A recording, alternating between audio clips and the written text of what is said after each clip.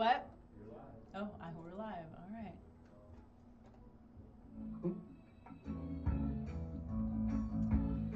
All right, good morning, everybody. Today is Taste Life Nutrition Radio and Podcast streaming live on KUHSdimmer.com. Started my music too early.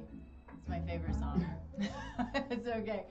Anyway, I'm Nikki Burnett, founder of Taste Life Nutrition and Taste Life Nutrition Radio and Podcast. Today we have on Liz Patoni. I'm so excited. This is going to be such a really cool conversation because it's a little bit outside of what we've done in the past, which is what we want to do, right? We want to give really good information from people who are just freaking smart in what they do, and that's Liz. So Liz is the founder of Spotted Elephant Consulting, and is an expert in leadership. And what I love in your bio is finding the elephant, right? Finding the elephant and then finding ways of managing that in organizations, right? And so I'm not going to do a lot of talking about that because it's your space to talk about that. Sure. But first, thanks for being here. Thanks for having me. This was on my to-do list for the year, and when we met last year, you're like, "Hey, I have a podcast. Let's do it. Come join me." Yeah. I'm like, "Okay, let's make it happen." And here we are. So dream come true. I love Yay. that. I'm glad it was with this show. It's going to be a really fun conversation. I love that we can bring the two things together that we do. Mm-hmm. So though, we always start the show with gratitude because gratitude can change the world. What are you grateful for? Great question. I think my biggest thing is finding humor and finding the fun in even the hardest things that we do. And I'm not talking about toxic positivity, right? That's not what I'm talking about, right? Like, no. But, you know, going in with a lighter voice, a lighter style, it doesn't have to be so hard. Yeah. And so, and that's how we started talking about this whole idea of leadership with nutrition of, isn't it great if you're doing hard things like an all-day offsite or multiple days in a conference room for leadership development?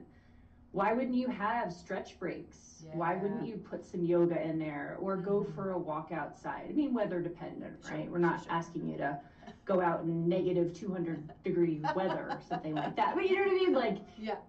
And couldn't that start with the most important people based on their positional power in the room to say, you know what I want to do is get up and stretch and go for a walk and leave this space and come back. And so that's where we started talking about it. Like, I'm grateful for, you know, just opening up that dialogue and having people be receptive to it and just like being at a little, life is so hard as it is with certain things we have to do. Like, let's just do it with a little bit more humor. I love it. And fun. Yeah, it's true. Yeah. Because you are freaking funny. And this is well, and it's you're funny, but you're quick, right? These are the qualities that I don't possess. Or being, I'm always like, wait, I don't get it. Well, I don't know. I think it's like what's the right terminology? There's like the tortoise and the hare, but you're more like the fox, you know, like the fly, just waiting in the background of like the right thing to say. Okay, you know? I love that. I'll take that. Yeah. Whatever it takes, right? Whatever it takes, you know, we're gonna get it done. Yeah. Awesome. So what am I grateful for today? You know, I think I tend to think about this not enough before the show, but it always comes to me because I think kind of what I want is for me to more be in the moment, right? I'm always preparing and looking at notes and all of this stuff, and I'm like, what am I grateful for in the moment and sort of on the spot? And what's coming to me right now is I think that it's these women's groups that are coming together. You know, we have this history, for whatever reason, of being catty, and women are so hard on each other, and we don't support each other, and we've had this massive shift, right? I think we have anyway, and women are coming together intentionally to be supportive, whether they're in the same field or not. Excuse me. And so all of this coming back to the event that you and I met at, which usually when I do these 3-day conferences, I've got my group of people I'm going with, and I'm hanging out, and we're gonna have fun, and it's kind of because it's what and it's not the most comfortable thing doing things by yourself. Well, I just went by myself. It's like, fine, I know like one person, I'm just gonna go. And we didn't go together, and I didn't know her well, and so I sat at this table, and you were like, hey, I'm Liz. I'm like, hey. And I love it so much, because what has come out of this, which has never happened to me before, what has come out of this is this little group of us that found each other in this women's conference that we were at, and we still connect, and we still have our little messaging system. I don't even know what you call our group messenger, I guess, right? And we are supportive of each other. I mean, I did a talk, and these ladies came to my talk. I mean, it was the coolest thing to have that kind of support, and I'm so grateful for. I'm grateful for you for all of those reasons, right? And I'm grateful for the other ladies who have impacted me, I think, in such a short period of time. Really freaking cool stuff. And so that's really what I'm grateful for today. So well, thank you. I mean, I think, also there's been this shift of realizing as females that it's okay to ask for help. Because the perfectionism and the need, and this goes into leadership as well, of if you hadn't asked, hey, I'm giving this talk, does anyone want to come? We never would have known that was available to us, right? So if you don't ask for what you need and want, or alert people to the greatness that you are providing, right? That talk was so great. Aww. And so, and if you hadn't taken the step to acknowledge that this was happening, none of us could have come to support, right? So I think it's this circular argument, and I don't know where you start, right? But in leadership and like to support mental health and support other people within your networks, it is a give and take. You have to ask to get the help and get the support too, right? So you do, and good. It's stepping outside of your comfort zone, because for one, there's the fear of everybody, I'm going to say this and I'm going to do this thing, and everybody's going to have something else to do. They're like, no, sorry, can't do it. Or I get up on stage and I suck, and I would rather just there be one person there than a whole group of people see me suck. And it's all of it is stepping outside of your comfort zone, and it's a learning experience for sure. But it was such a great experience for me, and I'm grateful for it. Grateful for the whole experience of just finally doing it. Right, I've done a number of talks, but it was different. I had training and coaching, and it's sort of on my music. Thank you. It's been on my list of to-dos for this year, right? My intentions for this year, and the cool thing is, I guess another thing to be grateful for is it's happening, right?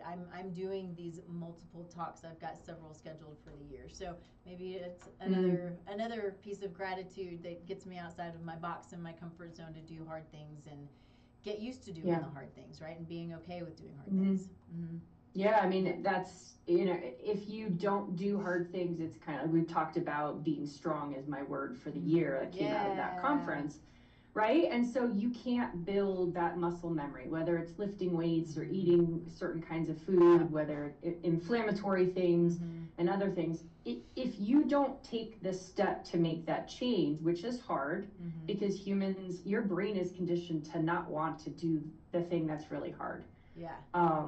I know that just in my own self. And so, it's like taking that first step to do the talks open up, and I call it like an atmosphere, right? If you're telling the atmosphere, like, my goal for the year is to get on more stages and give more talks, or in my case, do more podcasts. If you don't ever say it out loud, the atmosphere can't deliver for you. Right. And so if you just hold all that information in, and nobody knows. And so you can't, it will never happen. So Totally. good for you. Thank you. Yeah. Thank you. Yeah, I didn't realize when's your next talk? We'll have to. Yeah, I've got a couple coming up in April, a couple coming up in May. I think that's it. So I think 3 or 4 or 5. I should know exactly, but yeah, it's cool. Yeah, it's good. Yeah. Thanks. So let's do this. Let's talk a little bit about you before we dig into kind of the meat of what we want to talk about here. Let's talk a little bit about you, where you come from, what your history is. Talk about your company, what your company does. And then we'll go from there.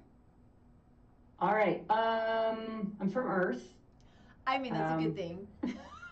You want to narrow the scope? I was questioning that.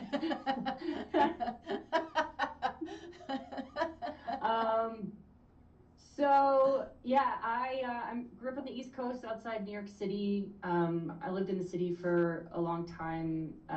I also lived overseas for about 10 years. I lived in Bermuda. Oh, that's right. I knew that. Yeah. Amazing. Yes, it was great. I thought it was great. And then moved to Colorado about 10 years ago. So I consider Colorado home. Yeah, I think it's amazing. I live in Boulder. I know people hate Boulder. Sometimes I hate Boulder too. It's okay. You know, I won't complain about the traffic. I think that's a lame conversation, right? Of hasn't it gotten so much more traffic since you moved here? I'm like, have you ever lived in New York City or been to LA or Japan? I mean, like, no. Yeah. Travel outside of Colorado and then tell me about traffic. Yeah. So that's kind of where I grew up. I'm trying to think. Like, my background is I've worked in finance and banking, and then in big tech. And now I work in with local government, and I have my own consulting company. But my background is really in project and process management, as well as organizational change. So running large-scale transformations, and also setting up and growing teams. And so my company, which I started a couple years ago, Spotted Elephant Consulting, is really centered on how do you work with leaders of teams or small companies to unlock their team's potential by spotting the elephant, the big problem that's in the way. Now, elephants they're not aggressive by nature, right? They are these wonderful, gentle giants, which I think is the reason why it resonated so much as being the brand for my organization. There's sometimes things you just get comfortable with as leaders of, you know, it's just the way it's always been. It's just always been this hard to do that. Yeah. Because it's the size of an elephant, and I don't know how to break that down. And so what we do is we'll come in and say, so this is the challenge, right? The reason why your team isn't feeling that connected is because what they really want, rather than going to happy hour at a bougie wine bar, they want you to surprise them with donuts once a month. And this is a real conversation with a client. And he just started to laugh. He said, that's just not real. And I said, I'm telling you, it's not just one of them, right? It's a company of 10 to 12 people. This is not just one person. This is multiple people. And so helping leaders think about retention strategies, think about succession planning, which I think is all intermingled, is really important, right? Because without people, you can have the best products, you can have the best service, but you need to have at least one other person. Otherwise, it's just you. Right? And if you think about the long-term strategy, we will eventually age out of doing the things. And so as a founder, you have to start thinking about what is the next generation, how are they going to come in, and I don't consider it filling your shoes, but it's how are we going to take it to the next level, right? Yeah. Because you might want to wear Birkenstocks and I might want to wear stilettos, or vice versa. I don't know. It's not really the shoe, it's the how we're gonna move it forward. So anyway, the donuts was eye-opening, and I've had that conversation with multiple either founders or leaders of teams, and just understanding the difference of the multi-generational teams is really, really key as a leader. It's fascinating. And it's fascinating that you see this. There are a couple of big things that I see. One of them is the non-drinkers, like huge portion of the younger generation. They don't drink, or they drink very little. So going back to what you were saying about the bougie wine bar, I know we talked a little bit about this the other day, but it's so fascinating because that's what we know. We get together, we go to the wine bar, we go grab a cocktail, or whatever it is, and they're like, I want donuts, I don't drink. Which then I'm like, can we do gluten-free donuts? Anyway, but there's such differences, and I also see there's as a Christian, I think I see this more because more and more people are moving to religion. And I think that's fascinating too with the younger generation. I think it's pretty interesting. But yeah, so how do you, as a Gen Xer, talk with your, I don't even know what the generation is now. But I've lost count. Is it alpha or beta? I think, or something. It's and so that's the challenge, right? Yeah. And so it's kind of that Rosetta Stone. So what we do is come in and say, okay, wine bar generation, donut generation. These are the things that we're hearing as opportunities to retain your staff, to grow your staff, to make this a team that's fully integrated. Right. Yeah. And there is no promises that I can make or anyone can make that by doing this work you will retain 100% of your staff. What I can say is that this is a model that I designed and created during COVID, so during the Great Resignation. I retained 100% of my staff for 2 years, from 2020 to 2022. Amazing. It does work. And you have to, as a leader, do the work, right? It's not a set it and forget it. This is what we're going to do for every person on the team. You actually have to have a bespoke model with each of your directs and the rest of your team. It is a lot of work to be a leader, right? And so having the right nutrition, having the right sleep patterns, having the right leading from the top when you're in a position of power is so important. Right? And being able as a leader to have enough energy to take on something might happen, right? I had a person during COVID, he had a family disaster, we'll call it that. And so both his direct leader and myself stepped in to absorb his role while doing both of ours. And so, it wasn't even a question. We're like, just take time. Why don't you start with 2 weeks? Give us an hour to go through, tell us what's happening in the next week or two. We're going to take on everything, and then start with 2 weeks. And if it's a month, if it's 2 months, whatever you need, right? And I think that's, it's just a way that you grow teams, is being able to not only support from above, but not be afraid to get your hands dirty, roll up your sleeves, and pitch in where you can, but you've got to be able to take care of yourself too. Yeah. So when you're working with these teams, I know that you and I have had these conversations around, wellness, and wellness being, lots of different, it's lifestyle, right? And not everybody's perfect, but it is, if you're a leader, you're leading positively or negatively, even if you're a great leader, but you're not doing some of these lifestyle things that make for whether it's an optimal work environment or an optimal body to be able to work in the environment that you're in. What are you seeing as far as leaders? Is there a thought around bringing in wellness strategies beyond the, hey, let's do a no sugar challenge, right?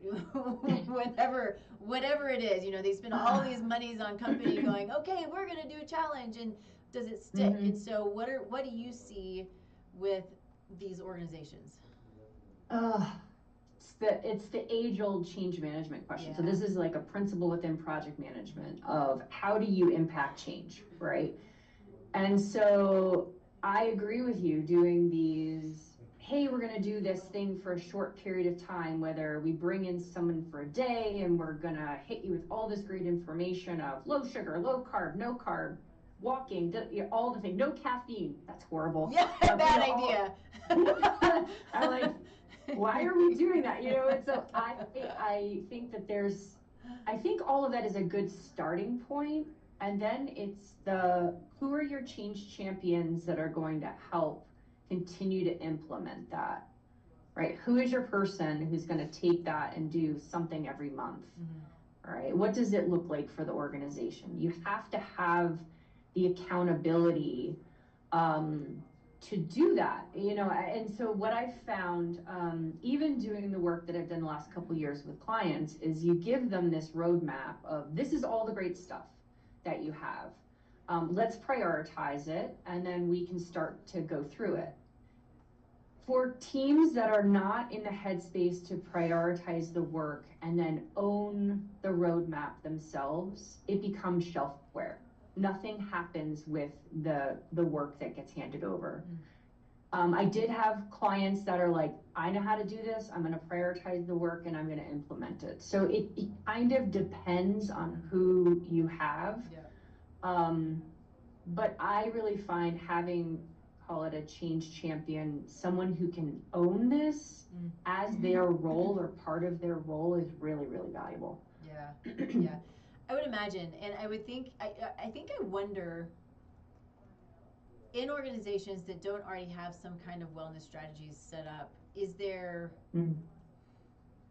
a thought around the fact that if employees are not sleeping well, they're not functioning well, if they're not eating well, they're not functioning well, if they're not addressing nervous system issues, whatever the case may be, they're not functioning optimally, which obviously means then that they're likely not making optimal decisions, right? Or you're making rash decisions, or you're too tired to do the work top notch. Everything plays everything plays together, right? And so I'm curious for those who just sort of get stuck or feel like it's too much, or if this is a thought process that is in the world and it's just hard to implement. I don't know. Yeah. Again, I feel it's that positional power and leadership, right? So if you have a leader that's online till 10, 11, 12 o'clock at night, sending messages, texting, all the things, if there's no expectation for you to respond, fine, that's one layer. But it's still a behavior of somebody in a leadership position. They're up all the time. They're doing the grind. So they are not sleeping is what that message is. And so the message subconsciously is sleep is not important, work is more important than sleep. Yeah. Right? And so then we're going to over caffeinate all day, probably not sleep, work all night, right? And so it's this vicious cycle that basically comes into, now what about this? Phone's down at 5 o'clock. Nothing is sent after 5. If anything is sent after that, there is no expectation. It's really the exception, not the rule. So imagine leadership that really focuses on that. The whole thing changes. Yeah. There is no grind after hours. And maybe it's 6 o'clock, I'm not going crazy, but, and I think industry to industry, it's going to change. But I've worked in both. I like the second, it's way better. Your sleep is not compromised. You can get a solid 8 easily, and have time for life, to do all the things with family and friends and all the things that help us to be better rounded people. So you hit on so many things there. We can start. There's life. There's sleep. There's nervous system regulation. There's blood sugar regulation. Going back to if we were to bring in the biochemistry piece of this, looking at if you've got a leader who is never shutting down, right? You're going to have a nervous system out of whack. If you don't have sleep, your glucose is going to go up. Then you become insulin resistant, right? I mean, you name it. You may not even be eating terribly, but with the stress on the body, the lack of sleep, all of it, and I think a lot of people truly believe I only need 6 hours of sleep. I think it's a rare day that actually happens, right? Or not happens, but that's actually the case. I think we all need that 7.5 to 8.5 hours of sleep to truly be to have the brain refreshment, right? To have the GI refreshment, right? This is when everything is rejuvenating, is during our sleep. And if we're not hitting the REM sleep that we're supposed to get, right? If our mind is the squirrel brain, it's just constantly going and going and going, and I'm asleep and I'm awake and I'm asleep and I'm awake, and so many factors can play into that, but it's going to impact everything that you do. And I think that impacts, it's just going to go on down the line to everybody you're working with. Yeah. Imagine if sleep was a non-negotiable. It was part of your work contract of, you got compensated on getting 8 hours of sleep a night. What would that do to the workplace, right? What a good idea. I mean, I know. I mean, they'll probably think I'm crazy, but I mean, and isn't it a conversation of, I am so proud of my sleep. I get 8 hours of sleep a night. I was talking to someone, I get 9. I'm like, oh, challenge accepted. Yeah, right. Is this going to be the new Iron Man fad kind of thing where everyone's going to get on this sleep kick? I know with all the devices that people wear now to track sleep, and people are getting more and more hyper focused about it, because I think there is so many correlations with dental health and cognitive decline, and it's all related and comes back to something super easy in terms of, easy is not for everyone, but it is something that you can address, whether with food and turning screens off and not caffeinating too late. I mean, there's definitely things that you can look at, and saying, hey, it's 1 o'clock in the afternoon, I'm not going to have any caffeine afternoon. Right. And leading from that, although I love coffee, that's just not going to happen for me anymore. Right. So having some boundaries and things like that. Yeah. I mean, boundaries are important for all of everything that we do, but particularly whether it's as a leader or as an employee, or an employee who has, who does, has, responsibilities, managerial responsibilities or whatever.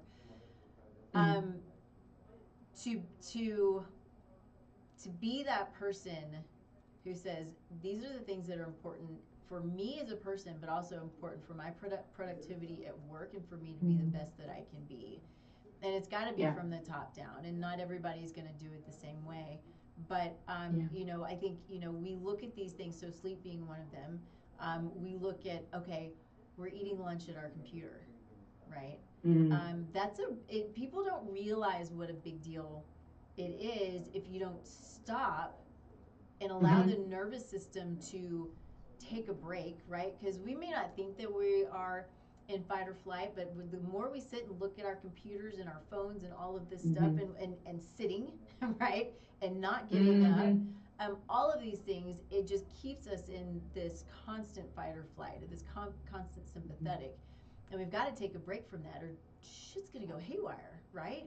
I mean, we wonder why 10 years down the road we're broken and we're, frazzled, is, because we spent 10 years eating in our computer and not getting up and not moving and all of these things. And so from my perspective, I'm always telling people, I need for you to stop.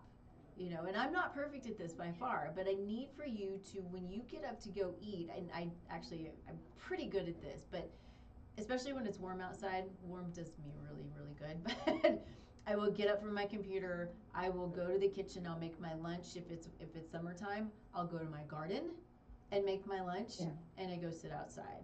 And oftentimes my husband and I can go and do that, and we can sit outside. And play with the dogs and talk to each other and sit in the sun, and it's a restful, rejuvenating place. Now, that's not always possible in the office, but getting away, probably you can go outside. There are often ways of getting outside, even in a crowded office building.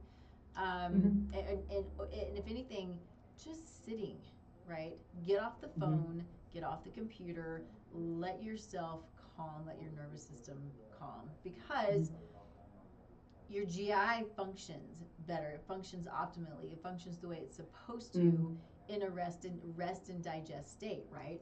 If you're in sympathetic and you're constantly going, you've got the blood that's shunted essentially from the core out here, and so you can't break down your food properly. You can't absorb your nutrients properly. Nothing's going to work the way that it should. And you're like, why am I only pooping every other day? Why am I only pooping once a week? I don't understand what's going on, right? You did warn me we were going to talk about poop, so you snuck it in there. I did. I have to. But people, they come to me like, I poop once a week. I'm like, okay, this is a big problem. And this is, and we're told in conventional medicine oftentimes, well, that's just how you're made. It's fine. No. That's your toxic buildup, right? Yeah. I mean, do you take the trash out when it's overflowing? Of course you do, right? Let it just build up, and that's a really great way of looking at it. It's true, yeah. Yeah, I mean, you're not going to just let the trash build up and pile up in your house for weeks and weeks. You're going to take it out when it's full. Yeah. And so it should be full every day. And should be so emptied every day. Give me one. Yeah, I'm gonna just my alerts just came off. I had it on Do Not Disturb. Give me 1 second. I'm just gonna do that because I don't need to know what's going on with the girls' trip right this second. Oh, I want to know about the girls' trip. You want to come? Oh, that's for another. I mean, talk about trying not to be super type A with nine females. Ooh.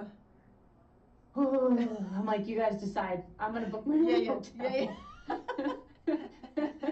I'm way too old for this. Beep. Yeah. Anyway. Amazing. Fun. Hopefully they're all listening. Yay. We'll fix it all now. Yeah, I mean, I think it's really important. One of the things that I used to do a lot of was I'm just too busy to take a break. So I'm going to take my lunch. I'm going to sit at my desk, right? I mean, I do have a standing desk at home, and I have one in the office and things like that. And I think it's really important to have that just for content switching. I even found during COVID, I don't know about you, I was so bored being in four walls. So I decided to do things and learn how to do things with my left. I'm a right-handed person. Yeah. And so I started to learn how to do things with my left hand. So I learned how to mouse with my left hand. I was starting to write with my left hand. That did not go as well as the mousing was really cool because it felt like it turned on things in my brain that hadn't been activated in a while. Amazing. And so, those are just some like little hacks and things that you can do. Even a way that you always drive to, go to the grocery store, or go to the park, or whatever it may be. Drive a different way and see what happens to your brain. It is so wild. And then what I like to say, I call them all walks, but if you're driving, you could ditch your car and walk the rest of the way, but you just notice what you see that you haven't seen before. And so there is science kind of going back to the digestive stuff that if you go on a walk and you are walking with the intention of seeing something with fresh eyes, you will see something new. And so by seeing something new, it's triggering something in your brain, and by having more awe, you're actually boosting your brain chemistry, right? And so there's all these positive things, you're more scientific than I am, but then you come back to work and you're like, wait a minute, I feel so much better than had I just sat and done the grind and worked through lunch. And even 15 minutes is such a game changer, and it puts things in perspective. That, was this critical that I needed to get on and do 400 emails at the end of my day? No, I could do that tomorrow morning and block off an hour Right. before I start. Yeah. Right. Oh, I hadn't thought to just content switch it, but once I took that 15-minute walk, I mean, this is yesterday, so I can talk from experience. Like, I should just go home. I have a huge inbox I haven't gotten to. And I got home, I said, I'm gonna go for a walk instead and watch the sunset and come home. And it was like 15 minutes right as the sun was going down. And I was like, oh, I got all this time before I talk to Nikki. I can just do my emails then. Yeah. So I did. Yeah. That's awesome. I didn't get through all of them, but yeah. It's good. It's like, you can slow down, and I was working with a group yesterday, and it's actually the police department in Boulder, and I was talking to him, and he's like, that advice you gave me a couple months ago, I just want to let you know it really worked. And here's what it was that on our plates we have way too much, right? All the stuff that we want to get done in a day, a week, a year, it's too much. We know that because we want to say yes to everything. And I just had a conversation with him. He's like, well, I want you to come in and give the same advice that you gave to me to the rest of the police department, all the leadership. I'm going to bring them all in a room and you're going to talk to them. I said, oh, I feel that's very cool. Thank you. Yeah. What a cool opportunity. I said, well, what was the advice that you gave me? And so it's a project management tool where and maybe more in software development, where you have this big ask of go and do life. Whoa, okay. You're not gonna be able to get started. It's too big. Mm-hmm. So how do you break that down into bite-sized chunks every day? Well, maybe you can break it down, but then you're not carving out the time.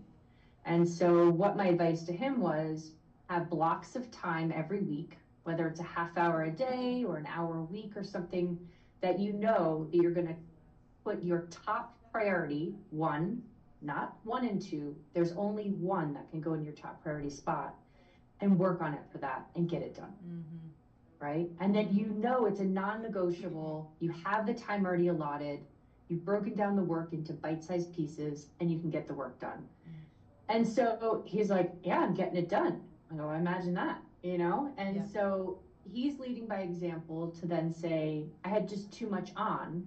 I had things on my plate that have been on there since 2022. I said, take them off. Mm-hmm. If they're not done by now, it's 4 years later. They're not important anymore.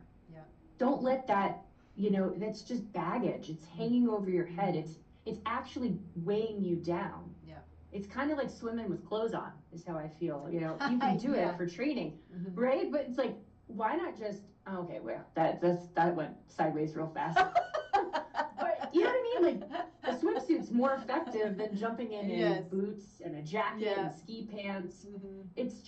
It's just weighs you down. It's the same protocol of swimming, but do it with the least amount of effort, and just get rid of the things that are no longer serving you, which is having all of that extra that you didn't get to.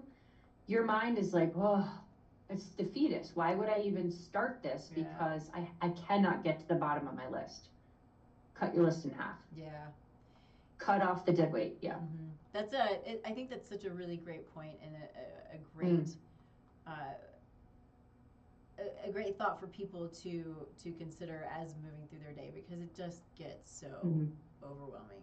I'm thinking of my own list, right? I write my list and then I use my Trello board I just combine them and then get rid of the stuff that you're just not going to do. So, I want to get back real quick because you hit on a few things all at one time that I thought was really great. And so one, it was, going back to the walking, and particularly walking after a meal. And cognitive function, right? And it's all connected, right? We know that the gut and the brain are connected. Pretty much everybody at this point knows that. But to the degree of the connection, right, it's like they're one and the same. They have some different functions. But if we think about, a large portion of our neurotransmitters are actually produced in our gut, we're like, oh, wait, that's, there's a massive connection there. And so, we have this society, I feel like maybe we're kind of coming out of it, but they're like, okay, I had my lunch and now I'm just tired and I have this slump, which then you go for the coffee or you go for the sugar or you go for the snack or you do whatever it is that you can do to get your boost, because you still got half a day of work to do. right? And you've got your list and your other list and all of the things that you've got to get through, right? Yep. And so it's this fascinating point that if you go for a walk after you eat, then you don't have these blood sugar spikes and drops. You're much more balanced, and you can get through your day by doing a 10-minute walk, which also then means that your cognitive function is going to be much more enhanced by going for a walk. Yeah, I mean, and imagine adding the layer of community building, right? Bring a friend. Yeah. And so you could, we were talking about this. I was at an event down in Denver. We were working with a nonprofit to help them set up a succession plan, just a little something like that. And I just mentioned I was so tired for sitting in a conference room without any windows all day. And I just said, after lunch, I'm going to go for a walk. And everyone's like, ooh, that sounds like a great idea. And so we did. We went as a whole team of 4, and then the person we were working with was like, hey, let me drive you. And then it compounded, right? Ooh, let me drive you up to this mesa and we'll walk around there. This is great. I mean, just when you open up the door to the opportunity, it was great. And so we came back, and so that 3 o'clock slump really didn't happen. I mean, were we a little tired? Sure, but I didn't feel as exhausted as that normal, let me go.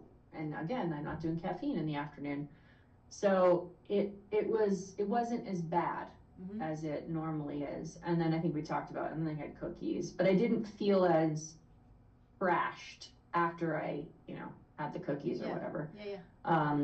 It was good. I mean, I think it's, if you can start to do that after you eat, it's going to help your digestion.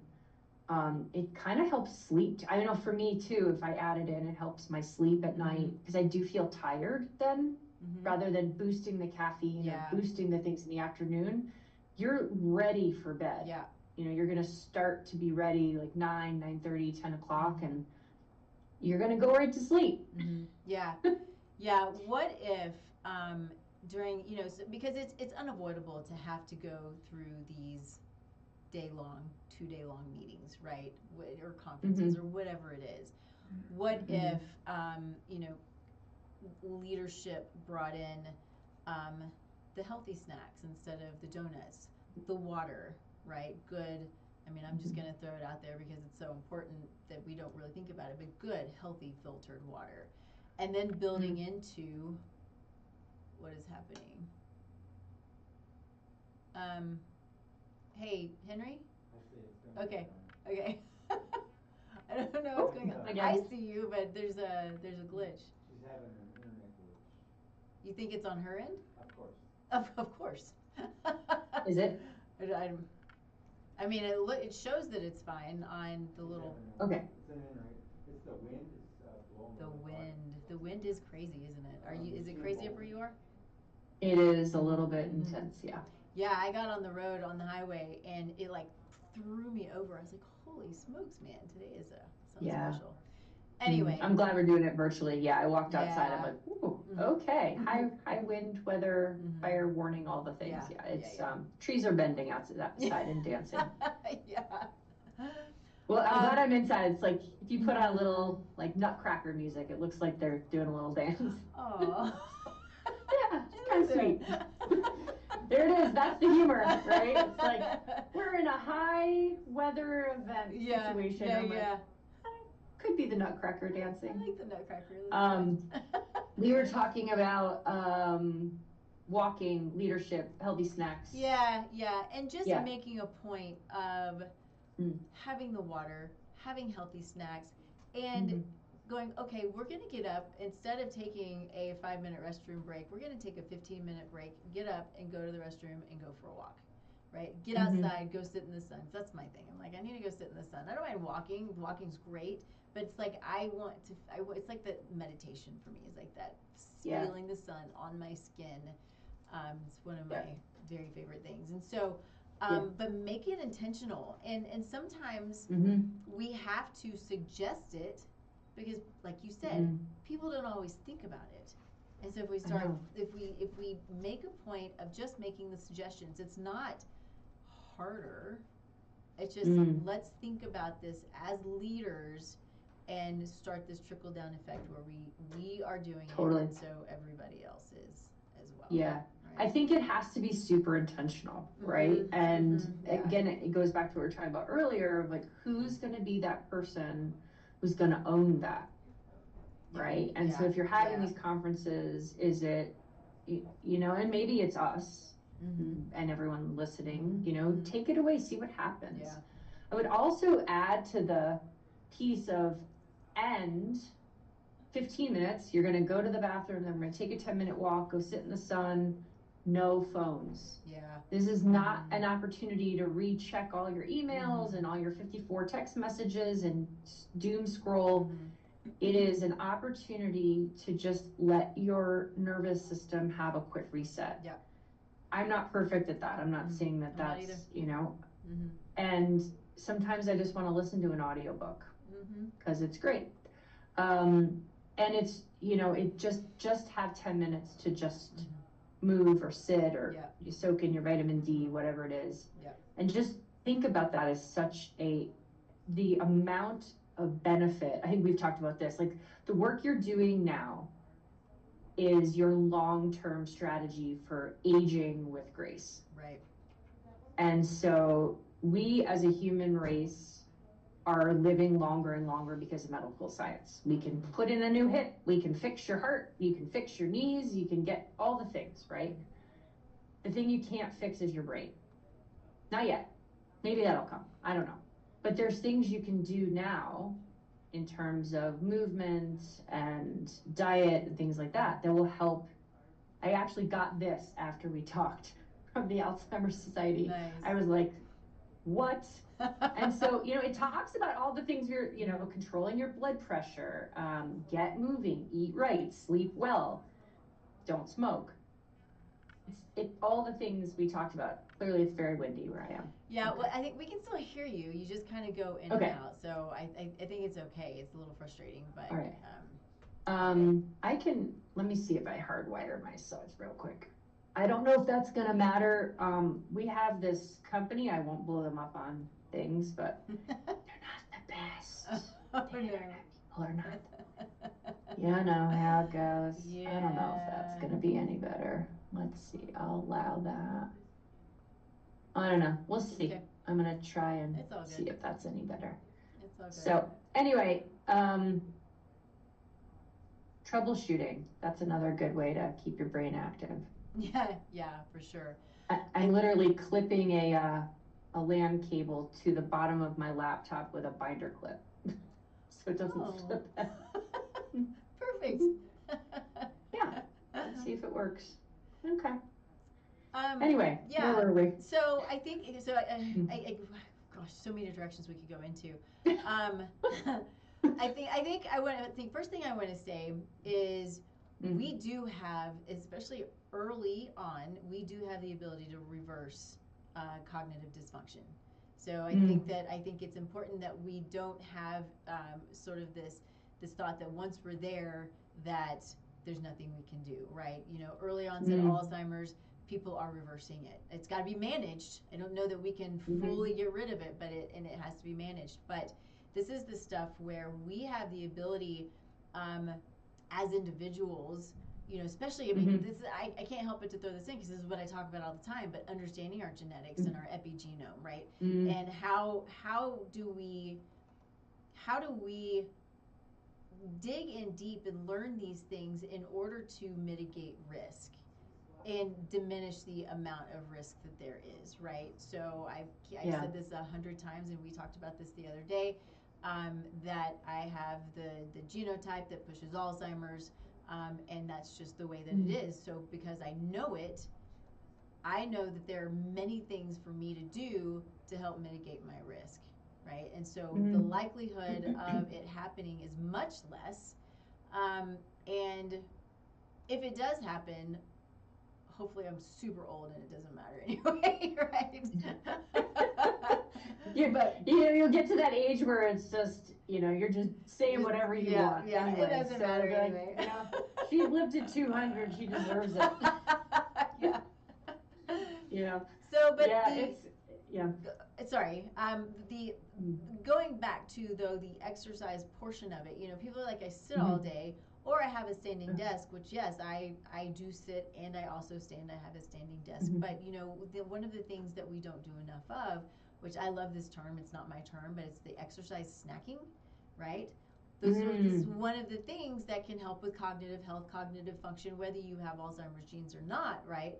You get up every 45 minutes, every 60 minutes, and you do some squats. It's like doing 20 squats, and you sit back down, or you go back to your desk, or you do some jumping jacks, or you just move instead of being still for hours and hours and hours on end. And so these are the things that seem simple, and we don't think about it. I'm going to speak from my own perspective, because I do CrossFit, but I don't do as much of the exercise snacking as I should. And so when I'm sitting here focused on this stupid blue screen, actually it's not blue, I took that away, and I've got blue block glasses. I try to do the things, but I'm still sitting here looking at a computer knowing my eyes are going to crap now because I look at a computer all the time, right? But I'm so into what I'm doing and being the sort of that troubleshooter, right? This is what I do every day, day in, day out. I'm troubleshooting other people's issues. And I get focused and I get stuck instead of going, okay, I'm going to be much better as a person, as a professional, as a practitioner, as a guide. If I take the time to get up and move a little bit versus sitting and just focusing, because I notice when I have a really complicated client, my brain just goes, it gets tired because it's always just working so hard. And my bet is if I was better about exercise snacking, that it would be a lot better. I would get a lot more done. Well, that would be an interesting thesis to prove, right? Yeah. And so you baseline it. This goes back to project management. You baseline it. Try it. See if you exercise snack once a week, right? So every hour on the hours. I don't know. Like I have a smartwatch that basically tells me when I've been sitting too long. What I do love is when you're at a standing desk and it tells you you've been sitting too long, and then you just have to laugh, right? Because you're like, AI will not take over the world because I've been standing this whole time. Ding dong, like that's so funny to me. And then you're like, yeah, but I didn't move. To your point, it's like sitting and standing is one piece, and then there's the component of movement. And so, smart watches are great because they'll count your steps. They'll let you know how much you've actually moved. And so maybe having a goal, quantify it. So one of the things we talk about with leaders and like quantifying work and making work valuable is what does it mean to make it valuable, right? And so that's what I'm saying. So if you were able to, solve this client's problem in less time or whatever it is, like find a metric that makes it make sense, and then you can. I wonder if I do more snacks, exercise snacks, does it make it shorter? What's the sweet spot? I don't know. It's just it's a game you could play with how to do it. And making it easier and accessible for other people, because like I don't know how to do that, right? And so if you don't have a smartwatch, how do you do it? Well, you could set a timer. You can have one of those egg timer, right? And get it for an hour, and every time you flip it, you have to stand up and do 10 squats or do jumping jacks or whatever it is, or walk around or do 5 sets of stairs up and down your house or whatever it is. Or go dance, right? Go dance, get a rebounder. I mean, have a rebounder in your office, or rebounders are great. I mean, something, right? And whatever makes sense to do for you that works, have fun, right? Because if it's too hard, people won't do it. That's how the brain works. Doesn't want to do hard things. That's that fight and flight. I'm not sure which one it is. It's fighting against the flight, I think. Right. Fighting the good fight. I don't know. It's interesting how you know what's good for you. Like I'm doing some PT for my shoulder, and even last night I was like, why am I so against doing this shoulder work? And so I had a big long conversation with my PT. I said, I gotta be honest, I'm just not doing it. And she said, why? I'm like, I don't know. I'd rather like do squats, right? Because I know that's strong and it's easy. It's not easy, it's hard, but you can do it. Whereas like, this is so degrading to have to lift such light weight with this muscle that I'm trying to target. Yeah. And like, as I was talking through it, I said, and so my brain is telling me, I don't want to do that because I don't want to feel how hard this is. And it's just that self-reflection is really interesting, right? So your brain will protect you from doing hard things because why do you want to feel like that? But after I was done, I texted her and I'm like, I hate stupid exercises and I know I need to do them because there we go. And I'm paying you for this. Right. So right. we do that. And but I'm like, and I'm gonna keep doing it, right? And so it's all good things. I had a client, a former client, who came to me, fatigued. He's a business owner building a pretty significant business, I believe construction, and was overweight, tired, had, sort of your typical kind of metabolic syndrome issues, blood sugar, high cholesterol, all of the things. And I asked him one day, I said, when's the last time you went on vacation? He's like, I want to say he said, I can't say he said never because he was probably, he's 45, 50 years old. So I can't say never, but it had been years. And I told him, I was like, whatever we do, if you don't go take a vacation and get away and stop working for a little while, I don't know that we're going to make a lot of progress. And I think that we have this, it's this, which is, sorry, thinking through how to say this. We as entrepreneurs are trying to build businesses that make impact, right? But if we're building an impact building a business that makes an impact that we can't step away from, or it's gonna fail, then we have not built the foundation properly. So I'm not trying to get into a business building because I'm not a business person. I'm building a business, but it's got some holes in it for sure, right? But there has to be, there's got to be a way of getting away and allowing your mind and body to rest for a period of time. And we, I think, as a United States society, have taken that away. A lot of us still vacation, but when we do vacation, what are we doing? We're taking our computer, we're setting up meetings, we're like, I can do it on the beach, right? I can do it at the pool. Like, we're a virtual society. We can do all the things everywhere instead of truly letting go. Yeah. And I'm speaking because this is what I was going to do in Mexico, right? We were supposed to go to, did you know we're supposed to go to Mexico? We're going to fly into Puerto Vallarta, And so we have. But I'm like, why would you work there? I know. But I actually, there's an AI course that I wanted to take, and it's once a week, and I was like, I can do that in Mexico. I told one of my clients, she's really sick and really complicated, and I was like, if you want to meet, I'll meet with you. It's fine. And she's like, no. So, these things that we give in on, it's not truly letting go.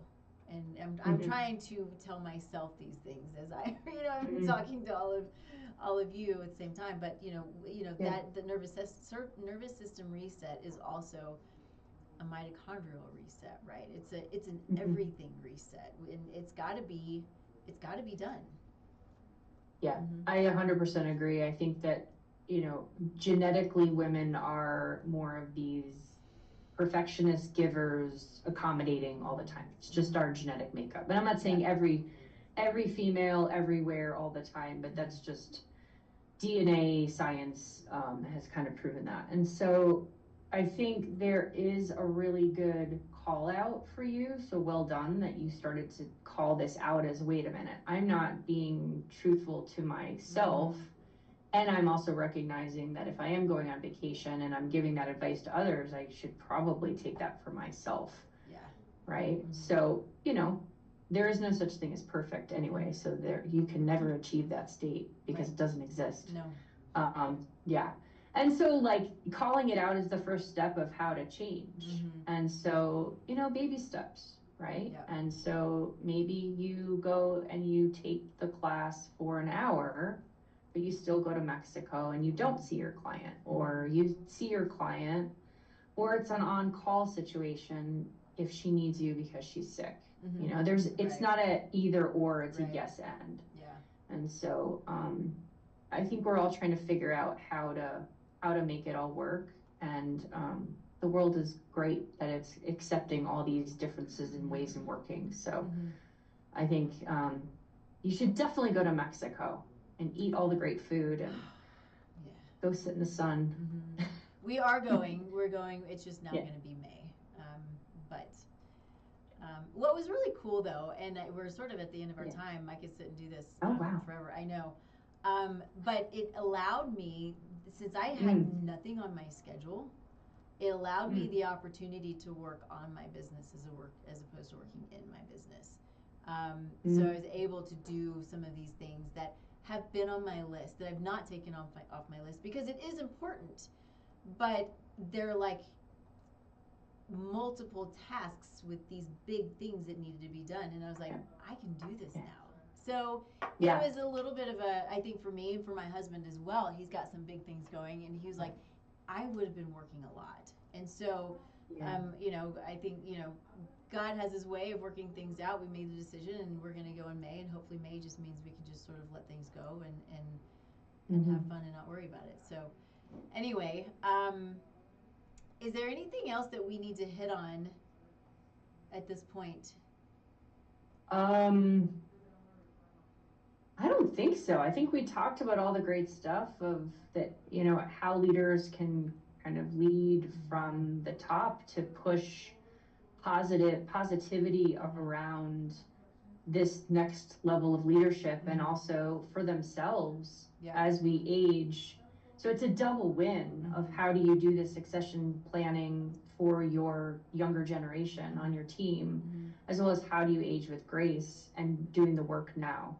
So I think it's a double win for people that are in leadership positions to do that. Yeah, I think too that the thing and leaders, well, as you say, leaders are good at delegating. That's not always true, but that's the role of a leader, right? Is to delegate. And and if the strength is not to be the leader who does the walks and the water and, you know, the not eating at the computer and all of these things, then the strength in my mind should be you delegate to the person who has those strengths, who can be that leader and can then help the leader to, you know, the leader is then going to follow the lead of that person that it's delegated to, who has the ability to think outside the box and think about those things as opposed to just not doing it, right? Because it's not going to do anything but benefit the business, the person, the future, all of it. Yeah, I think the call to action here is try it for a month, see what changes. Try it for a month. What's the worst that happens? It's 30 days. Not even. You don't work 30 days a month, I don't think, for most people, right? Try it. Pretend it's February. Do it for the even shorter time, right? It's, there you go. 28 days. Right? Do it for 16 days. See what happens. Right? And just do it and see what happens and just notice. Like, does your mind shift? Does your mental capacity shift? Does your happiness shift? Does your sleep shift? Just try it and see what happens.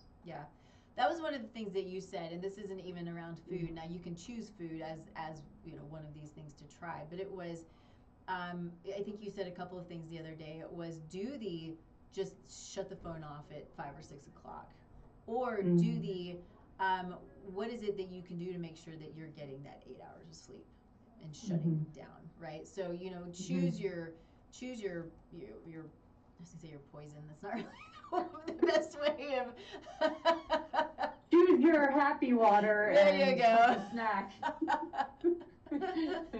But whatever. I mean, it's choose your thing. Choose what makes sense and try it. Just try one. Just do one thing, not all of it, because that's too much, right? It goes back to breaking down the work. If it's too big, you're not going to do it. But if you can say, okay, for the next 2 weeks, while I'm Monday through Friday or whatever your work week is, after I eat lunch or whatever, some meal during the day, because some people work swing shifts and things like that. But After I eat, I'm going to walk for 10 minutes, whether it's inside, ideally outside, but 10 minutes. Yep. Do it for 2 weeks and see what happens. Why not? Yep. Yeah. And I love it. and if you hate it, you can email Nikki. I'm kidding. I'm kidding. I'd be interested to see, right? I mean, this isn't my space. I think it's a great reset to get outside and take in nature and let your mind think in a different way, in different space. And it's amazing what you can solve. You have all the answers yourself. You really do. Sometimes you need some help, right? Yeah. From coaches and things like that. But you know in your heart, in your DNA, like what the answer is that you feel comfortable, and then asking for what that is, whether it's to come and support, when you're speaking in public, or how to feel better in your body, like you need to talk to someone who has nutritional background or whatever it is. You can hone in on what your ask is versus saying, I need help. Yeah. Right? And so getting more clarity is what the whole purpose of this is. Yeah, totally agree. I love that. Thank you. Yeah. So if we have in this large group of people who are watching this right now, if we've got a bunch of leaders, well, something like 250,000, yes. What? I had no idea. Okay, hi everyone. That's a lot of people, Nikki. Yeah. Wow. So okay. we are certainly going to have, or we certainly do have, some leaders out there who could use someone like you. How would they find you? Oh. Very carefully. There's a couple different ways. LinkedIn is a great space, so you can find me, Liz Pitoni, on LinkedIn. Just put that in the search bar. My company is Spotted Elephant Consulting, so spottedelephantconsulting.com is my website. There's a contact us page through there. My direct email is liz@spottedelephantconsulting.com. So any one of those will get me, and hopefully we can connect. That would be great. Awesome. Very cool. Thank you. Yeah. So her information also obviously is going to be in all of our stuff, right? And all the places you'll be able to find Liz. So reach out to her if you are someone who's looking for these consulting services. She's so much fun, and so I think that you're just great at what you do, and I just enjoy you so much. So yeah, thanks for being here. I don't ever do that. There we go. I got it.